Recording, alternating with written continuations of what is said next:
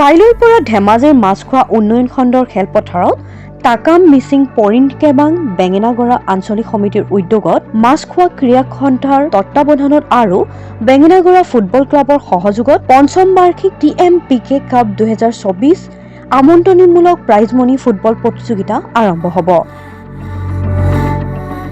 Prize money 1,10,000 টকা। প্ৰায় 20 দিনীয়া প্ৰস্তুতিৰ অন্তত ইতিমধ্যে সাজু হৈ উঠিছে আমন্ত্ৰণীমূলক প্ৰাইজমণি ফুটবল প্ৰতিযোগিতাখন।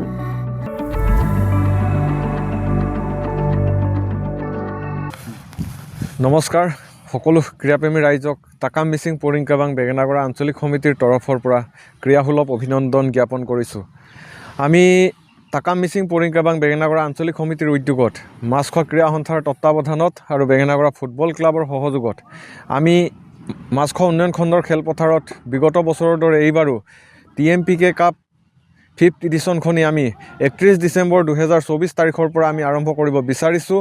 গতিকে সমূহ ক্ৰীড়াপ্ৰেমী ৰাইজৰ সহায় সহযোগিতা আৰু উপস্থিতি আমি একান্তৰভাৱে কামনা কৰিছোঁ।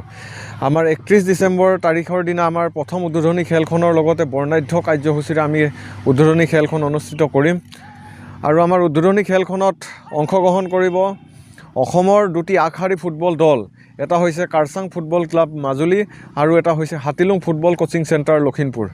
আৰু ইয়াৰ লগতে আমি সমূহ ক্ৰীড়াপ্ৰেমী ৰাইজক জনাব বিচাৰোঁ যে আমাৰ এই খেলখনত আমাৰ অসমৰ বিভিন্ন প্ৰান্তৰ দলে অংশগ্ৰহণ কৰিব, লগতে আৰু আমাৰ দাঁতি কাষৰীয়া ৰাজ্য অৰুণাচলৰ ইটানগৰ দলো আমাৰ এই খেলপথাৰখনত খেল প্ৰদৰ্শন কৰিব।